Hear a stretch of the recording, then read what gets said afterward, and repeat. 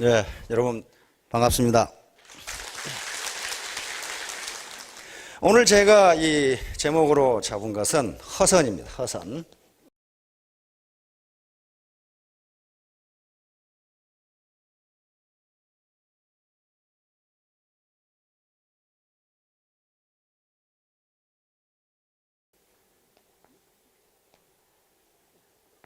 MT 빈배라는 얘기예요. 빈배. 우리말로 하면 빈배라는 얘기인데, 여기 장자에 나오는 얘기입니다. 고대 이 전국시대죠. 춘추시대 있었던 장자라는 책에 나오는 얘기인데요.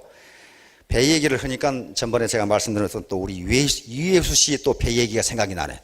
유해수 씨가 저 화천이죠. 화천 그 호수가 있다는데 호수에다가 자기 부인 그 배를 하나 만들어 줬답니다.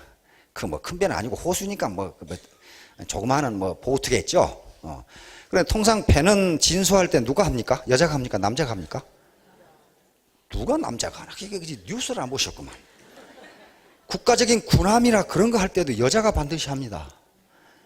그래서 항상 영부인이나 이런 사람들이 도끼로 끈을 끊어서 배가 진수하죠. 여자가 반드시 합니다.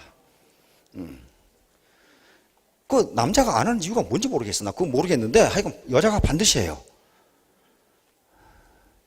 그런데 그래서 유해수 작가도 그 배에다가 자기 부인 이름을 붙여줬답니다. 그러면서 트위터에다가 농담을 한 건 올렸어요. 어떤 젊은 놈이 처녀 뱃사공이 나룻배로 이 강을 이제 건너 다 주고, 옛날에는 그런 거 많았죠.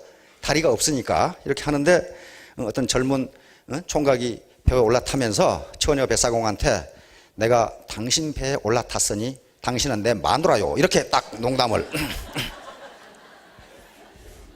하니까 이 처녀 뱃사공이 아무 말도 않고 꾹 참고 저쪽 가에 이 젊은이가 내리니까 당신은 내 배에서 나갔으니 내 아들이요. 그랬다는 거예요, 이제.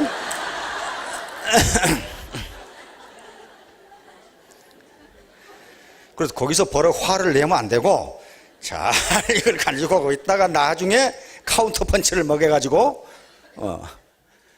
그래서 우리가 공부를 하고, 그 다음에 책을 보고, 신문 잡지를 보고, 뉴스를 듣고 하는 게 전부 자기의 빙산의 일각, 다시 말하면 자기의 내공을 쌓는 일입니다.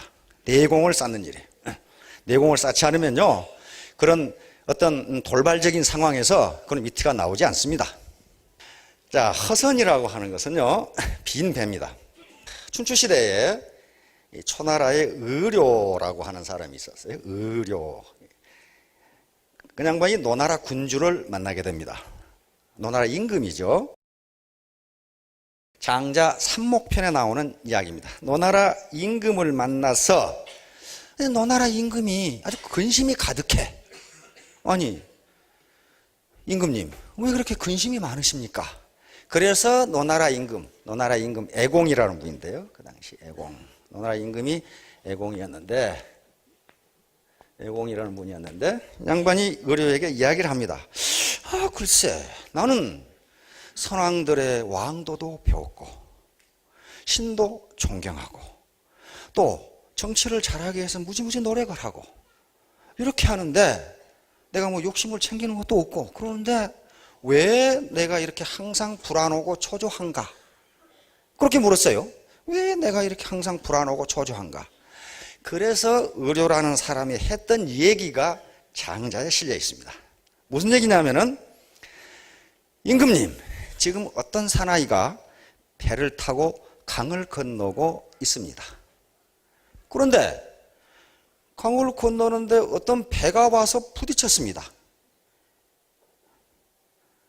다른 배가 와서 부딪혔는데 그 배를 보니 빈 배였습니다. 그래서 배를 타고 강을 건너는 사람은 그 빈 배를 보고 화를 내지 않았습니다. 그러나 다음에 와서 어떤 놈이 부딪혔는데 거기에 한 사람이라도 타고 있으면, 저 배, 우리 배를 부딪히는 한 사람이라도 타고 있으면 빨리 배 못 빼냐고 고함을 지르다가 두 번에도 안 들으면 세 번째는 욕설을 퍼붓고 악담을 퍼붓습니다. 왜 그렇습니까? 앞에 배는 비어 있고 뒤에 배는 차 있기 때문입니다. 다시 말하면 임금님의 마음이 비어 있으면 누가 뭐라고 해도 화를 내지 않을 겁니다. 그 말이에요, 지금. 당신이 뭔가 지금 욕심이 있기 때문에 당신 스스로 불안하고 그러는 겁니다. 그런 얘기가 거기 실려 있어요. 다시 말하면 지금 이제 이 네트워크 사업이라는 건요, 혼자 하는 사업이 아닙니다. 그것도 지금 회원이 지금 공식적으로는 70만이 넘어요. 그런데 요 많은 사람들이 모두 자기 욕심으로 차 있으면은 결국 어떻게 된다는 거예요? 분쟁과 갈등이 일어날 수밖에 없다. 결국 악담이 오갈 수밖에 없다. 지금 그런 얘기예요, 지금. 그러면 어떻게 할 것이냐? 지금요, 여기 네트워크 사업을 하시는 분들의 각각 개별적인 인적 자원은요, 인적 자원의 퀄리티는 대기업, 삼성이나 LG 또는 SK 이런 대기업이라든가 기존의 탄탄한 중견기업의 인적 자원과 1대1로 대결해서는 결코 우월하다고 할 수 없습니다. 이길 수가 없어요. 연령도 그렇고 어떤 여러 가지 요소가 그렇습니다. 경력이나 경험 등등 1대1로 대결해서는 이길 수가 없어요. 항상 열의에 있어요. 그러므로 이게 각자가 자기 욕심을 비우지 않으면, 비운다는 게 내가 손해본다 그런 개념이 결코 아니에요. 하나로 합해서 시너지 효과를 내지 못하면요, 결코 그들과 대결해서 이길 수 없습니다. 자, 그래서 이제 수는 많은데 별로 파워가 없는 거, 수가 많으면 이기는 거, 이것이 또 고전에 나와 있습니다. 먼저 오합지졸이라는 게, 요건요, 오합지졸이라는 말은 후한서에 나오는 얘기입니다. 후한서 경험열전에 나오는 얘기인데,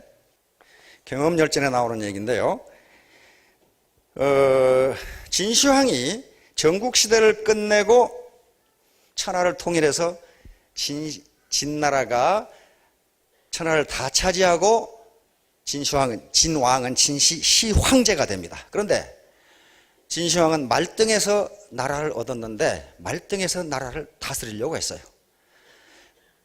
나라를 얻는 것은 말등에서 얻지만, 다시 말하면 무력으로 얻지만은 나라를 다스리는 것은 무력으로 다스릴 수가 없어요. 이건 덕실을 해야 되는데 그렇게 못해서 300년간의 전국시대를 끝냈음에도 불구하고 진나라가 나라를 유지한 것은 15년밖에 되지 않습니다. 15년 만에 망해버렸어요. 각지에서 반란이 일어나고 망해버렸어요. 진승과 오강이라는 농민 반란이 일어나면서 나라가 무너지기 시작하면서 결국 항우와 유방의 대결로 이어지다가 결국 누가 승리했어요?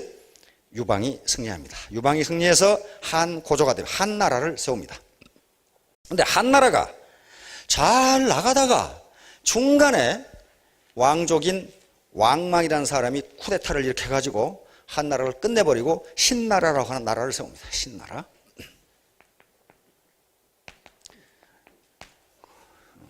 뭐 신이 났는지 어쩐지 모르겠는데 하여간 신나라.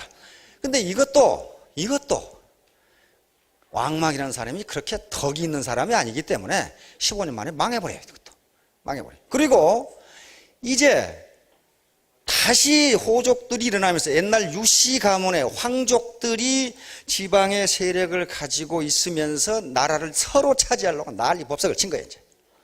그런데 왕씨도 역시 또 나라를 차지하려고 그러는데 이때 경엄이라는 사람이야, 경엄. 빛날 경자입니다. 경엄이야.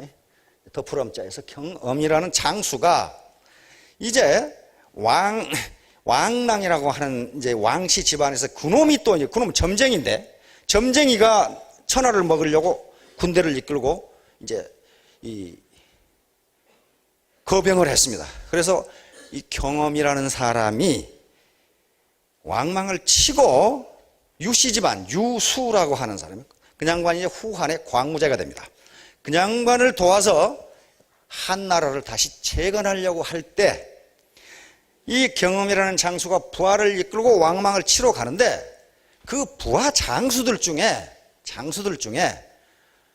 유수보다는 왕망이 더 세다. 왕랑이 더 세다.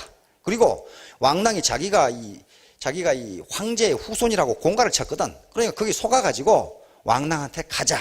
이렇게 했을 때 경엄이라는 장수가 한 말이 나와 있어요. 저 왕랑의 군대는 오합지졸이어서, 오합지중이라고 합니다. 오합지중이어서 저 군대를 격파하는 것은 마른 가지를 꺾고 썩은 것을 부서뜨리는 것보다 더 쉽다. 그런 말이 나와요. 후한서에 나오는 얘기입니다. 경험열전에. 다시 말하면 오합지졸. 이 오자가 무슨 오자입니까? 까마귀 오자죠? 까마귀 오자고,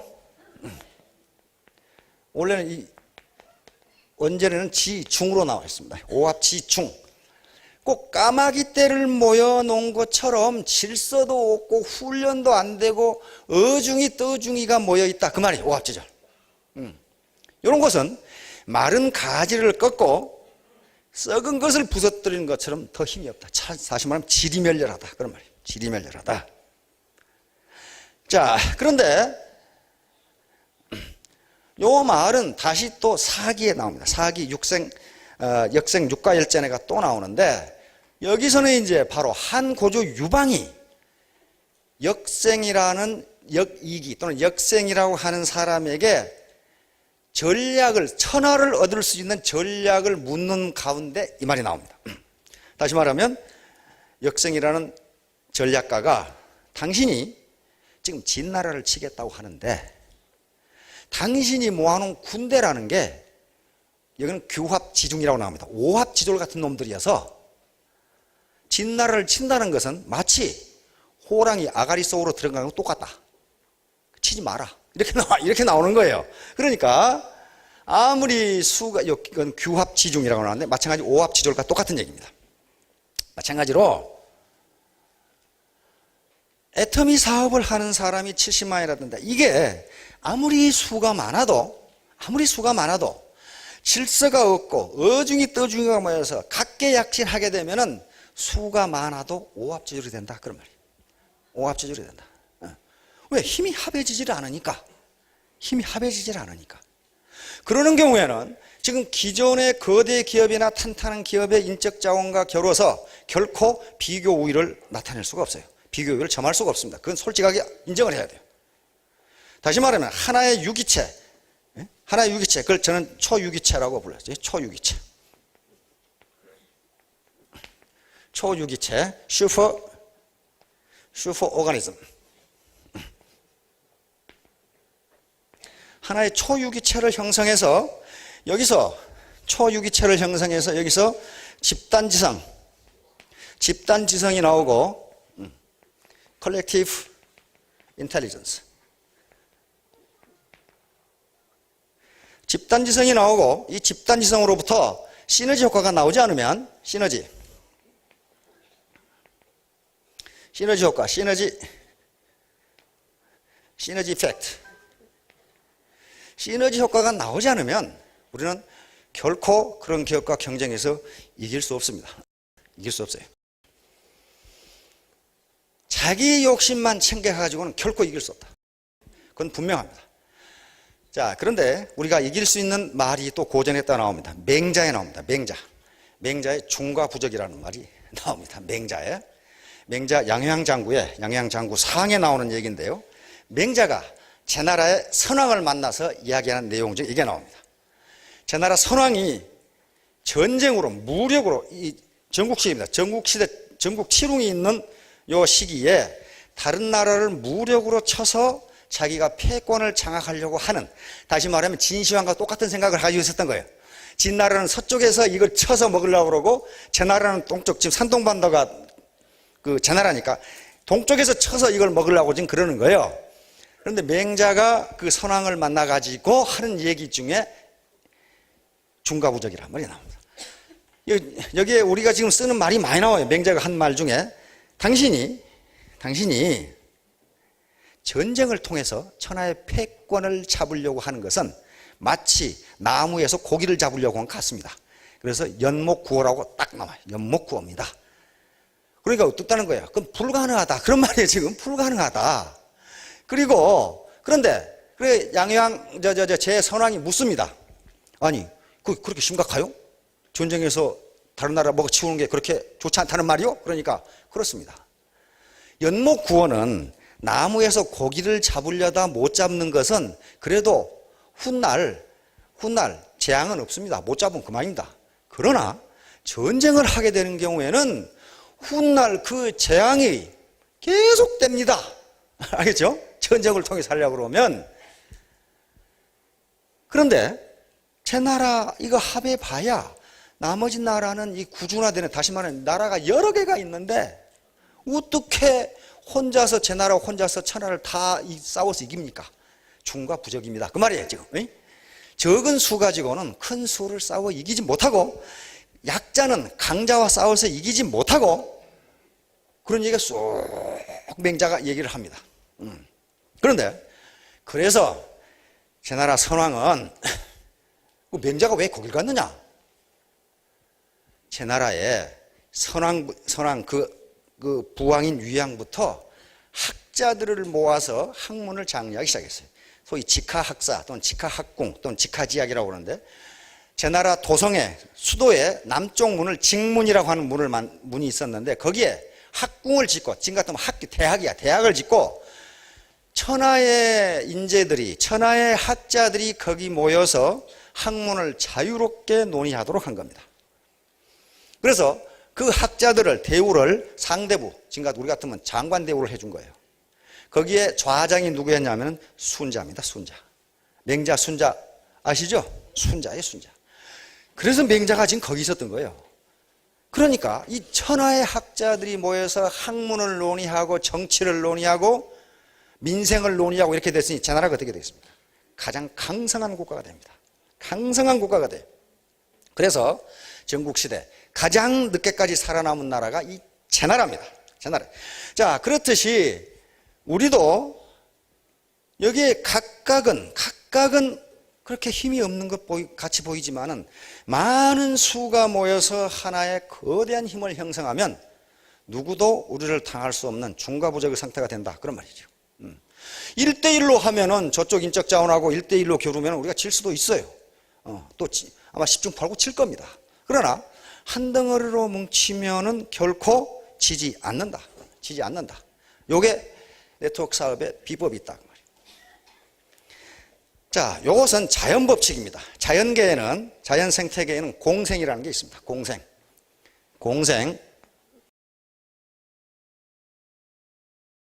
심바이오시스. 공생이라는 게 있습니다. 공생. 심바이오시스. 자, 공생은 자연 생태계에서 각각 그 개체가 상호 영향력을 주고받는 것, 인터랙션, 상호 영향력을 주고받는 것을 공생이라고 합니다. 공생. 그런데 지금까지 학자들은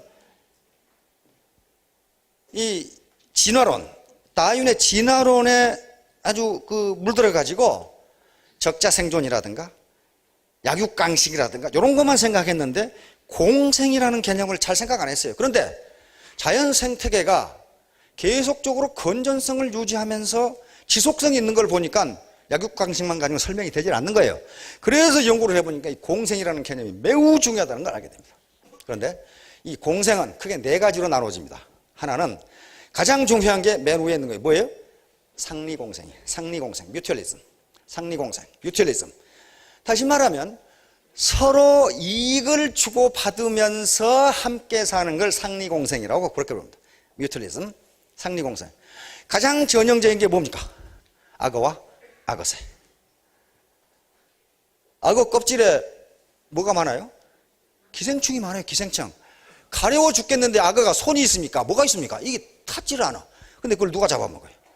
악어새가 잡아먹어요. 악어새가 잡아먹는데, 악어새는 악어의 피부에 있는 기생충만 잡아먹는 것이 아니고 악어의 아가리 속에 들어있는 이빨 사이에 들어있는 기생충을 잡아먹어요. 그러면 악어는 어떻게 되죠? 가만히 보세요. 입을 이렇게 벌려줍니다. 근데 새가 그 안에 들어가서 기생충을 잡아먹는데 입만 닫으면 새 한 마리 먹죠. 근데 안 먹어요. 안 먹어요. 그놈을 먹으면 자기가 손해야. 그렇죠? 자기가 손해야. 그러면 악어새는 무슨 이익을 얻어요? 두 가지 이익을 얻습니다. 우선 기분 좋게 먹이를 자시고, 그렇죠? 먹이를 자시고, 그 다음에 악어 등에 올라타 있으면 다른 포식 동물들이 접근을 안 해. 알겠어요? 악어에 접근해가지고 이익 볼 놈이 누가 있어, 지금 거기서? 상호 이익을 주고받는 거예요. 그래서 상호 보호를 해줘요. 그런 관계가 생태계에 무지무지하게 많습니다. 무지무지하게 서로 이익을 주고받으면서, 여러분들 말이죠, 어르신들은 잘 알 거예요. 나무를 허벌판에 나무 한 개 심는 것보다 여러 개 심어 놓으면 더 잘 살고 숲이 잘 돼요. 상호 영향력을 주고받으면서 시너지가 나오는 거예요. 저도 시골에 있을 때, 시골에서 군대 생활할 때 완두콩을 심어 봤거든요. 완두콩은 초여름에 가장 빨리 심어요. 구멍을 뚫고 완두콩 씨 하나 넣는 것보다 2개, 3개 넣으면 발화율이 훨씬 많습니다. 훨씬 높아요. 발화가 훨씬 잘 돼요. 그래서 물어봤어요. 왜 그렇게 돼? 그런데 농부들한테 물어보니까 그렇대. 서로 운달아서 그런데 영향력을 주고받으면서 서로 크는 거예요. 혼자 있으면 잘 될 것 같은데요, 같이 있으니까 더 발화가 잘 되고 열매가 더 잘 맺어요. 그런 거예요. 그게 공생이에요. 공생.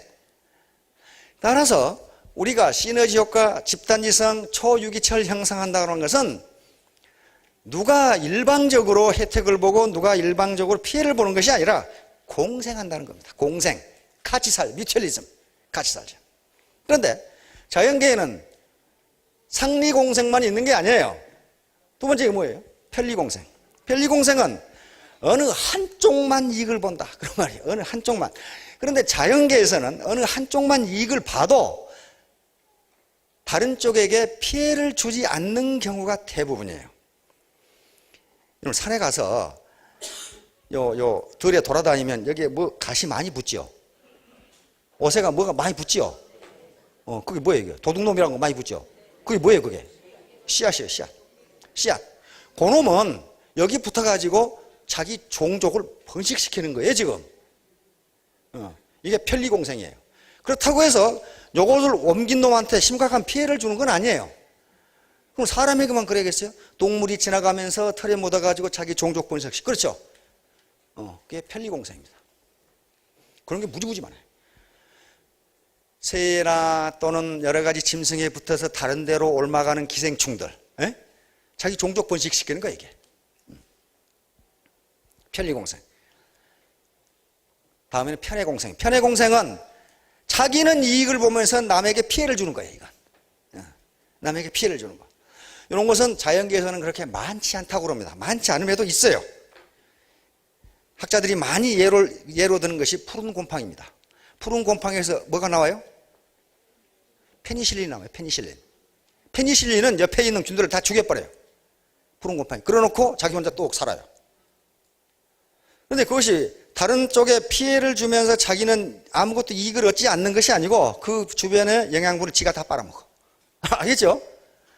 다른 놈은 못 살게 하고 다 죽여. 이게 편해공생입니다. 그리고 우리 주변에서 가장 많은 것이 뭐냐면 기생이에요. 기생. 누구에게 붙어가지고 계속 빨아먹는 게 그걸 그냥 계속 빨아먹어. 기생은 2가지가 있습니다. 껍데기에 붙어 빨아먹는 놈. 그 뭐가 있어요? 벼룩이나 이. 아이고, 우리 이제 연세 많으신 누나께서는 이 그러니까 깜짝 놀라요. 옛날에 이 때문에 혼나셨는 것 같고 막. 참 신경질 나죠? 머리 이렇게 빗으면 이 나오고. 아마 연세 드신 분들 군대 생활하면서 DDT 무지하게 맞았을 거예요. 저도 쫄병들한테 DDT 퍼부어줬는데 그 당시 DDT가 나쁜지도 모르고 막 퍼부어줬어요. 그게 껍데기에 기생하는 기생체이고 숙주의 안에 기생하는 것이 있어요. 우리 이제 안에 있는 기생충들.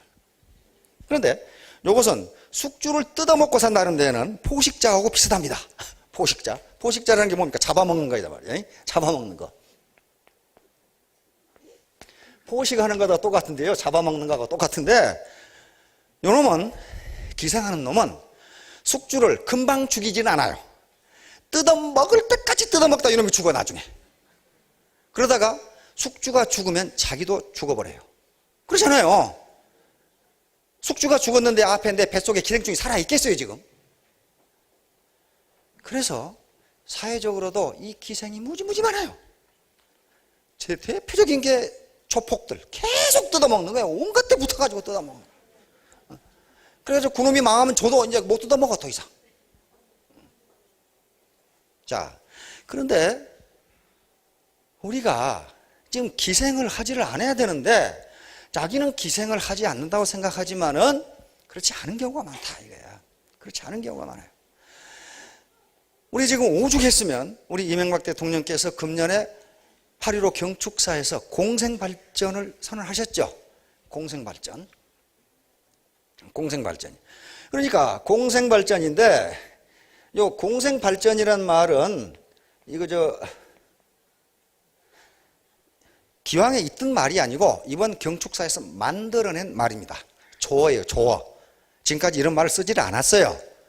조어를 만들어낸 겁니다. 우리가 이렇게 하자고.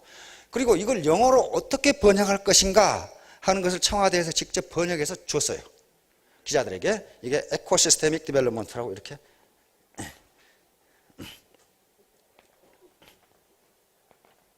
에코시스테믹 디벨롭먼트라고.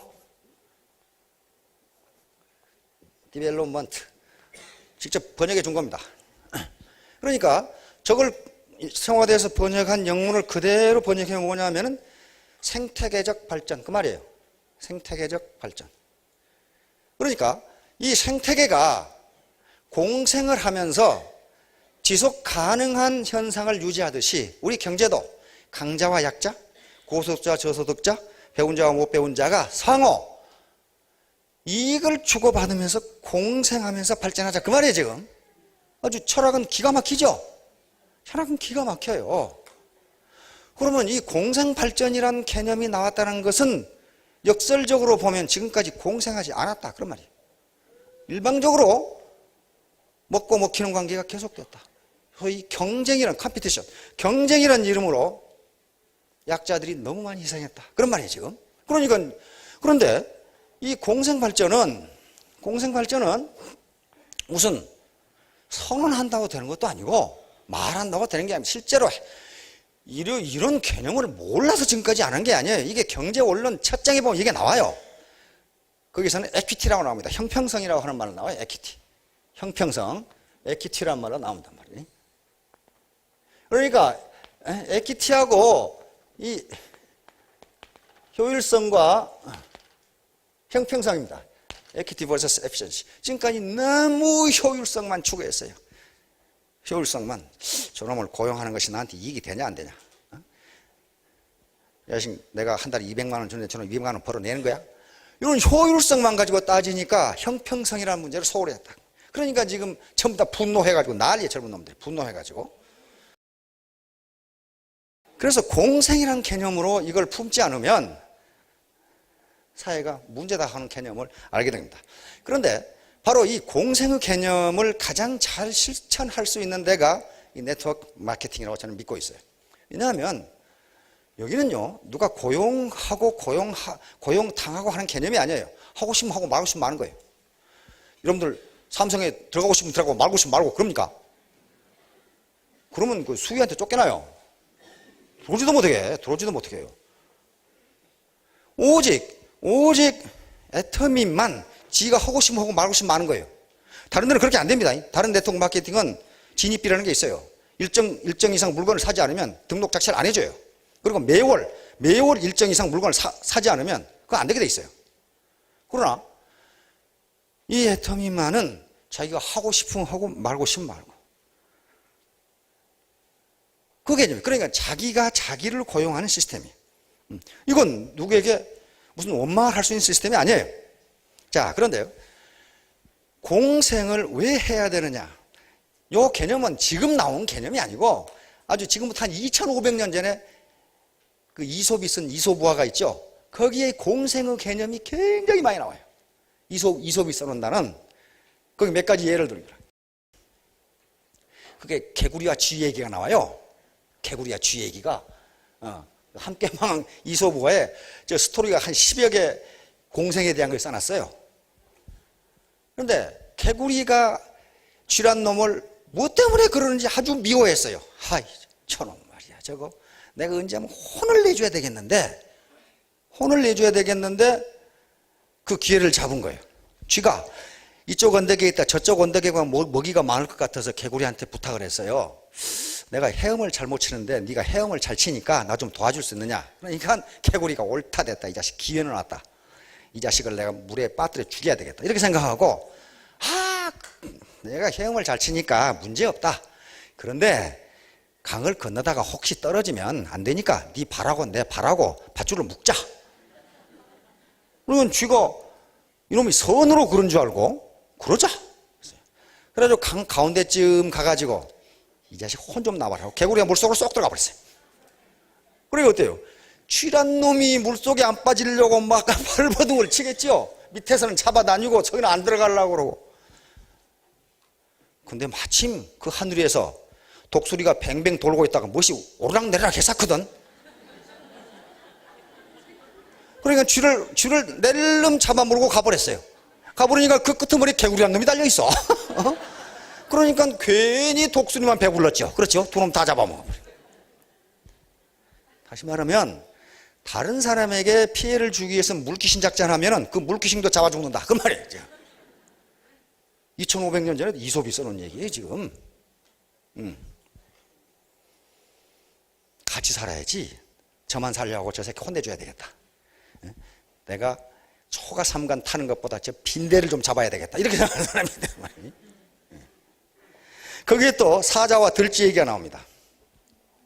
사자 임금님께서 지금 오수를 즐기고 계시는데, 낮잠을 즐기고 계시는데 이 들쥐란 놈이 저희끼리 장난을 치다가 사자 머리로 떨어져 버렸어요. 이게 뭐예요? 잠자는 사자의 코털을 걷는 거야 지금 들쥐가. 사자가 보니까 이 쥐새끼란 놈이 잠자는 사자의 잠을 깨웠어. 잡아먹으려고 그러니까 들쥐가 사정을 했습니다. 사자 임금님 한 번만 살려주시면 제가 은혜를 갚겠습니다. 근데 들쥐가 사자한테 은혜를 갚을 일이 별로 없을 것 같거든.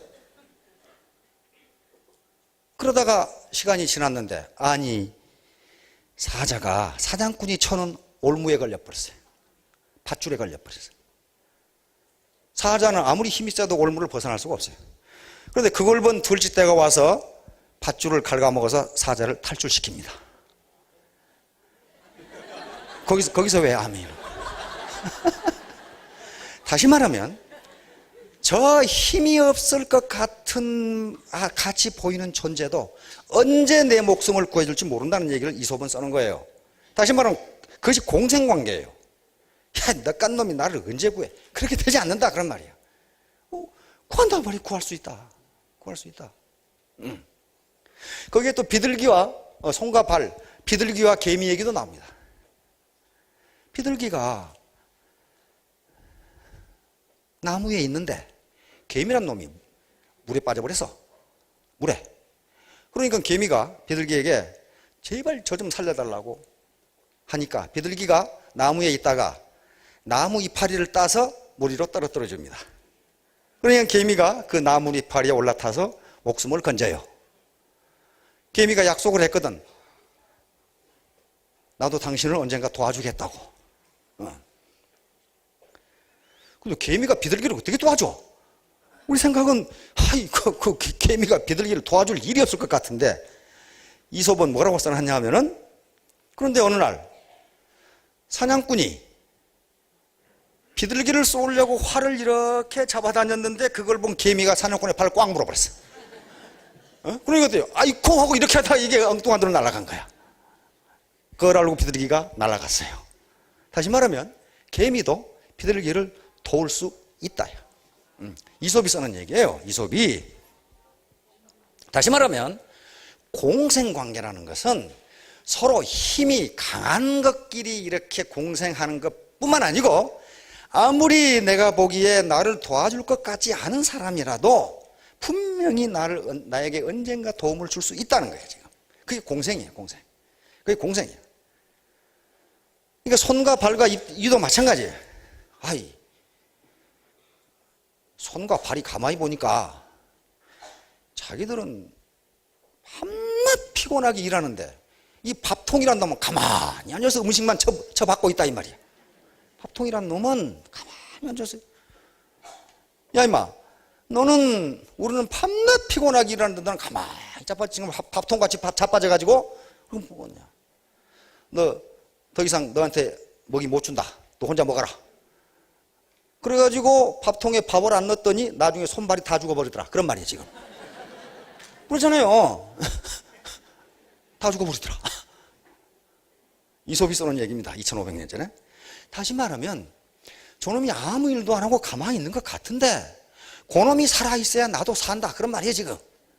저놈 아무짝에도 쓸모없다고 생각하는데 아무짝에 쓸모가 있다는 겁니다. 이런 파레토 법칙에 20-80 법칙이라는 게 있어요. 빌프레도 파레토라고 하는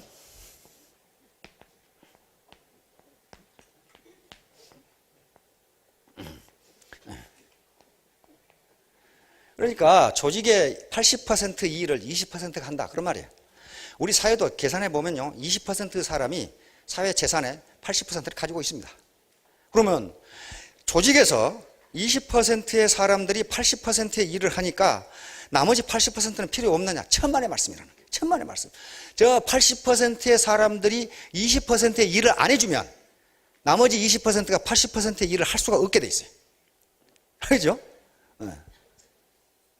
다시 말하면 아무리 비가 번쩍한 인물이 있어도 수백 명이 있어도 운전수가 없으면 못 옮긴다. 그런 말이야. 네? 거기에 하찮은 일을 하는 것 같지만은 거기에 환경미화원도 있어야 되고 뭣도 있어야 되고 뭣도 있어야 된다. 그 사람들이 없으면 이 사람들이 실제로 프로덕티비티 생산성을 발휘할 수 있느냐? 없다는 거예요. 그게 없다는 거예요. 그래서 반드시 80이 필요한 거예요. 공생하는 거예요. 공생. 혼자 똑똑한 그거 가지고 안 된다. 서로 공생, 자기 특장을 가지고 서로 합해서 다른 사람의 약점을 보완해 주면서 하나의 거대한 힘을 발휘하는 것. 이게 네트워크에서 성공할 수 있는 가장 기본 조건입니다. 항상 저는 이걸 생각할 때마다 우리 할머니께서 해주신 말씀이 늘 생각이 나요. 안진뱅이와 장님 얘기를 늘 해주셨어요. 사람은 이렇게 어울러 살아야 되는 거요. 그러면서 안진뱅이는 눈은 밝지만 걸을 수가 없어. 다리가 부실해서. 장님은 다리는 튼튼하지만 눈이 잘 안 보여. 그러니까 장님이 안진뱅이를 무등 태워서 길을 잘 갈 수 있었다. 이렇게 사람은 돕고 살아야 되는 거요. 할머니가 자꾸 말씀하셨거든. 이게 시너지이고 집단지성이고 그리고 공생이에요. 같이 사는 거예요. 같이 사는 거란 말이에요. 자, 그런데 이제 그러려면 서로 어떻게 되느냐? 자기 주장만 하면 안 됩니다. 상대방 말을 들어줘야 돼요. 상대방 말을 들어줘야 돼. 아까 상대방 말을 들어주는 것으로 커뮤니케이션의 60%가 된다는 통계를 봤어요. 들어주는, 네 주장하지 말고 들어주라. 여기에 바로 또 이솝과의 산토 얘기가 나옵니다. 이솝이 산토라는 철학자의 집에 노예였어요. 노예. 그 당시 노예제도가 있었죠. 노예였어요. 그래서 산토가 그리스 철학자들이 모여서 파티를 하는데 산토에게 지시를 합니다. 세상에서 제일 중요한 것으로 가서 요리를 해라. 요리를 해서 이 철학자들을 먹이자. 그랬더니 이솝이 시장에 가서는 돼지 혀를 무지무지하게 사왔어요. 다른 거 하나도 안 사오고. 그러니까 야, 이 자식아, 세상에서 제일 귀하고 좋은 음식 재료를 사오라 했는데 왜 혀만 잔뜩 사왔냐 이게. 그러니까 이솝이 설명합니다. 혀처럼 귀중한 것은 없습니다. 혀는 사람과 사람의 대화를 하게 하고 국가를 다스리는 데도 혀가 필요하고 사람을 가르치는 데도 혀가 필요하고 혀가 없으면 세상 만사가 돌아가지를 않습니다. 그러니 혀만큼 중요한 게 세상에 없습니다. 그런데 다른 철학자들은 하루 종일 혀만 퍼먹고 있으니까 죽겠거든 이거. 그래서 불평을 하니까 요놈이 제일 중요한 걸 사오라 하니까 이따구 사왔구나. 다음에 또 철학자들을 초빙해가지고 세상에서 제일 썩어 빠진 거 사오느라 이렇게 했어요. 그랬더니 이솝이 또 돼지 혀를 또 산더미같이 사왔어요.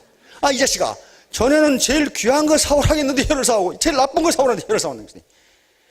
혀처럼 형편없는 것이 없습니다. 이놈의 혀 때문에 온갖 불평과 갈등, 싸움이 일어나고 이렇게 지저분하고 나쁜 것이 없습니다. 여기란 거예요. 얘기를 이솝과에 나오는 얘기입니다. 그러니까 혀를 잘 사용하면 세상에서 가장 귀한 것이 되지만은 요거 잘못 사용하면 온갖 갈등과 불평, 쌈박질이 벌어진다. 그런 말이에요, 지금. 쌈박질이 벌어진다.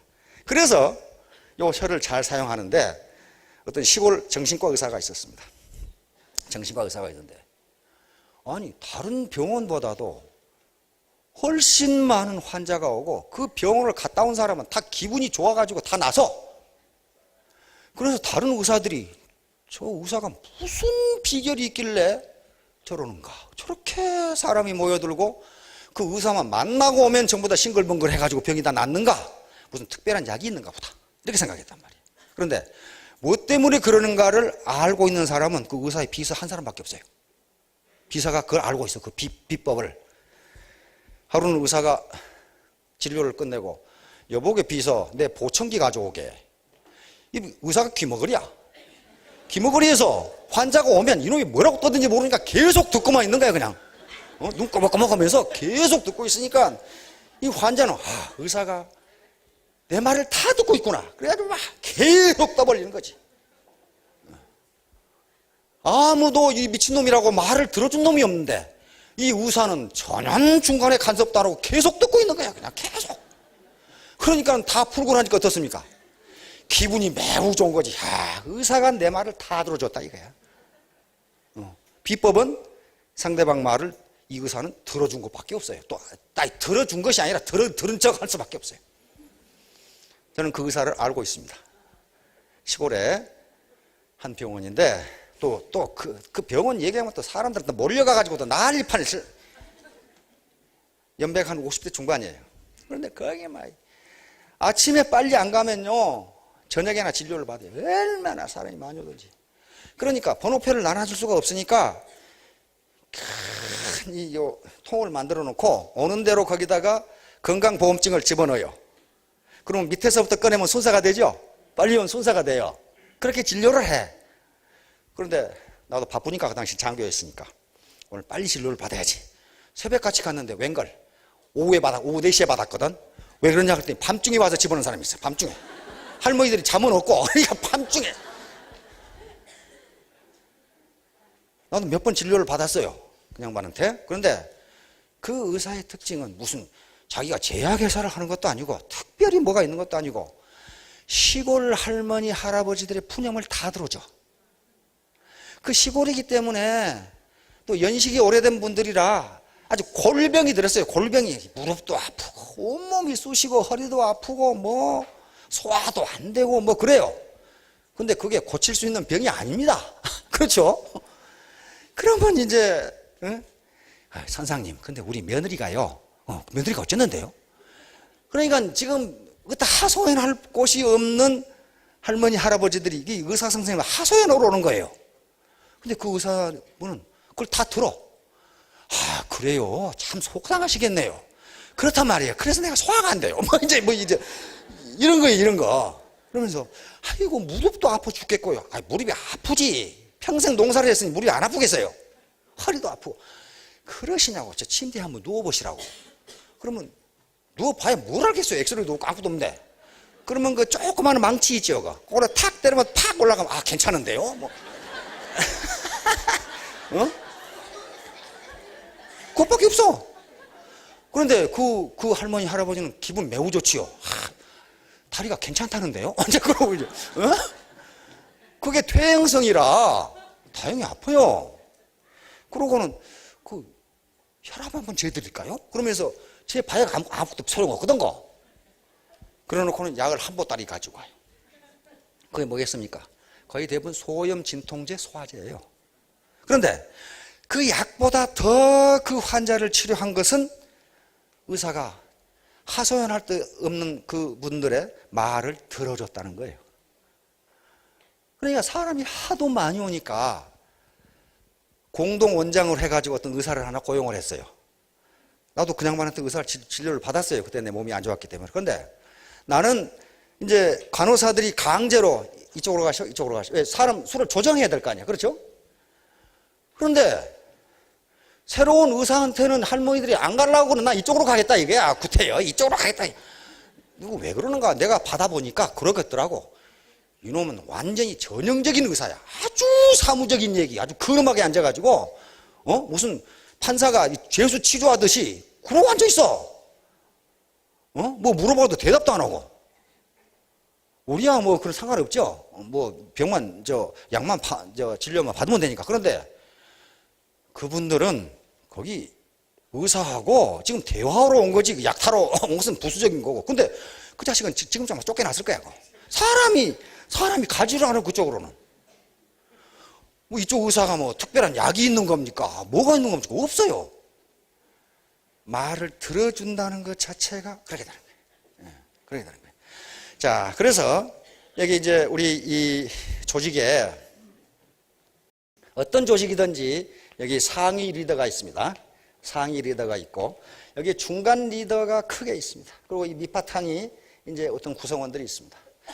가장 중요한 역할을 하는 게 물론 상위 리더지만은 요 하나의 초유기체 요 공생을 하게 하는 데 있어서 중요한 역할을 하는 것이 요 중간 리더들이에요. 중간 리더들. 중간. 어떤 조직이나 국가도 그렇고 중간 리더들이 매우 중요해요. 이게 최상위 리더들은요.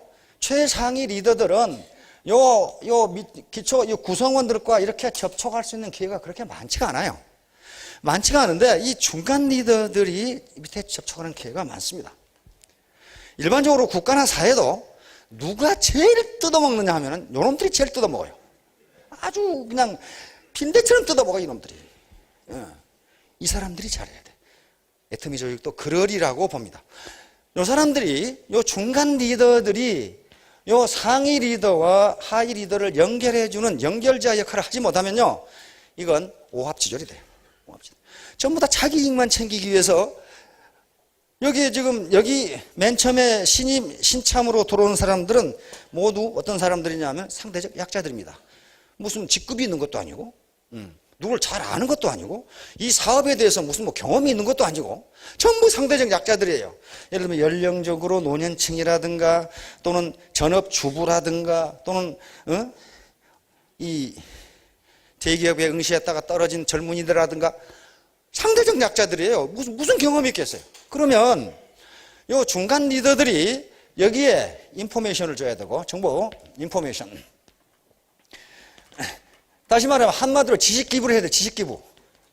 자기가 가지고 있는 지식을 줘야 된다. 공짜로 줘야 된다. 공짜. 지식이란 게 뭐겠어요?